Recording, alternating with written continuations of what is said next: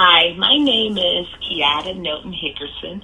I am from New Orleans, Louisiana, and I'm currently residing here in Colorado since August of 2005. My family and I are survivors of Hurricane Katrina.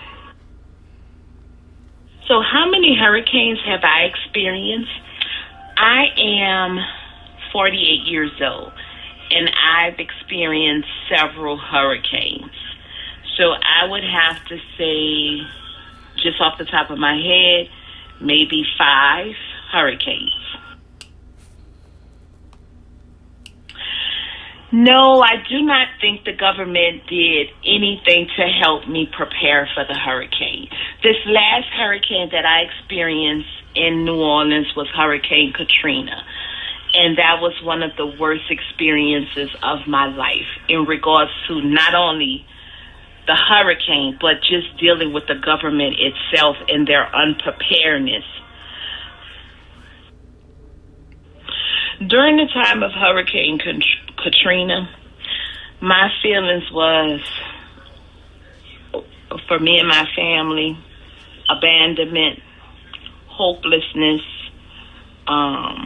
We were frightened. We didn't leave during Hurricane Katrina. We actually stayed because when we attempted to leave, the traffic to get out on the internet was just so much traffic, and it was hot. And you have kids in the car, they're fighting, so we decided to turn back around and go home and wait it out because, we had waited out so many before. And the drainage system was good, so we figured we would be okay. So actually, the day of the hurricane, I was asleep. We made it through the hurricane with no problems.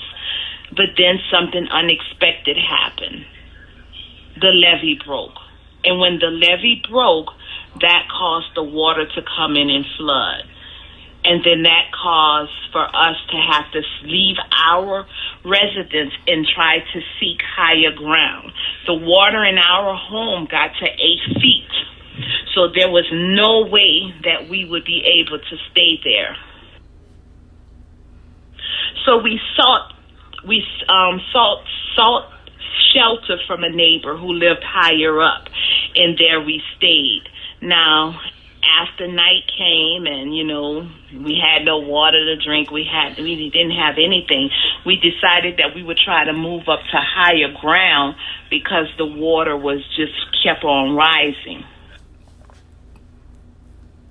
So my family and I decided that we were going to interstate. Now, to get to the interstate, there's a lot of water that we have to get through, and I can't swim. So during this course of the time, I am having such a panic attack, which later my daughter, who was 3 at the time, Hannah, assumed that I was having a heart attack. So once we were able to get on the interstate, we slept there for 2 or 3 nights in the hot sun, waiting for rescue. During this time of waiting for rescue, we encountered an incident where my son was going out to go get supplies for us in order to survive, that a police pulled the gun out and was going to shoot him in his back. So I am hollering, hey, if you can be out there and you're trying to kill my son, you guys could be come and help rescue us from off this bridge. That in itself was horrible. It was a frightening experience just to think that I could have lost my son to something like that, when all he was trying to do was find water for me and his 3-year-old sister and food for us to eat.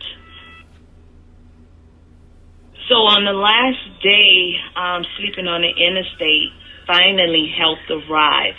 We had some people from Lafayette Wildlife and Fishermen come with water boats, and they came and rescued us. When they came and rescued us, they took us to dry land.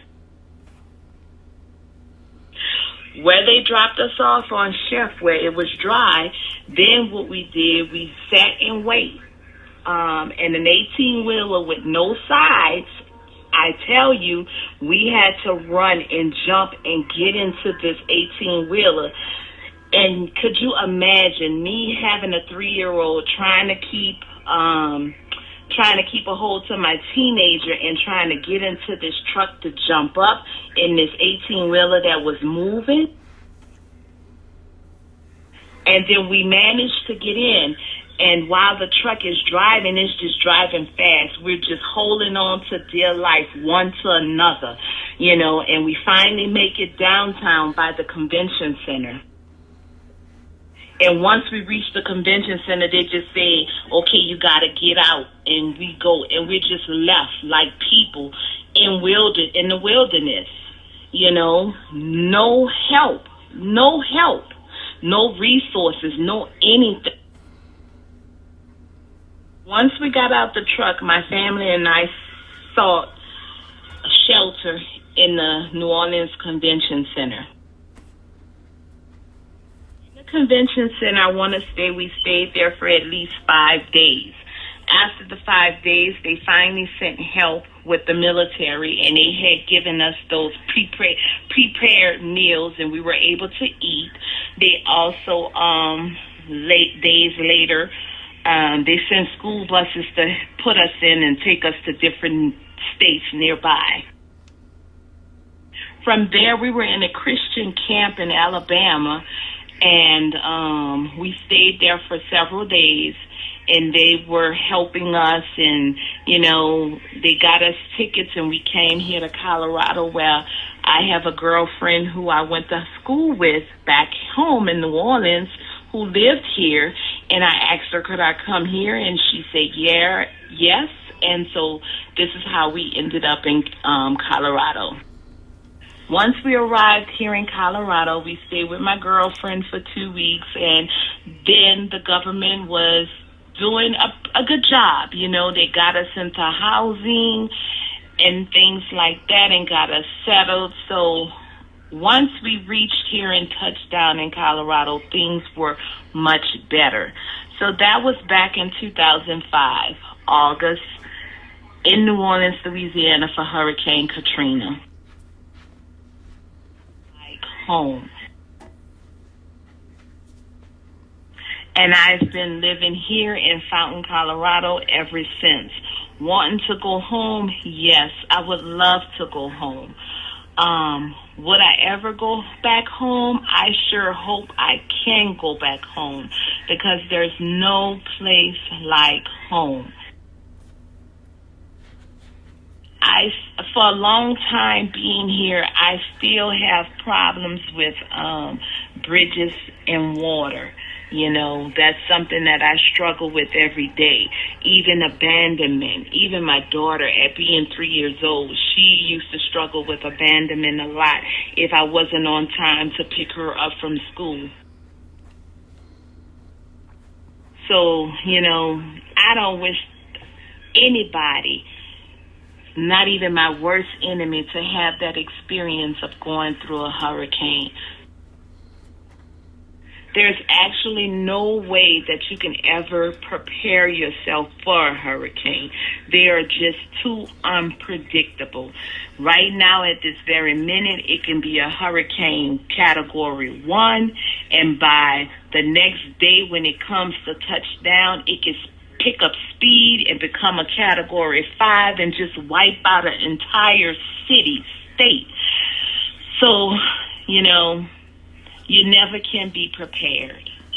My biggest advice to anyone who ever sees themselves in that situation, they just need to leave and get far away as possible.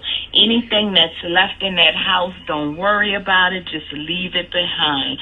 Just like you got those things, God can bless you to get so much more. Your family safety and your life is way more important. Don't worry about the looters or anything, because at the end of the day, all those things are covered under insurance. I lost 2 vehicles, everything I owned, in August of 2005 during Hurricane Katrina.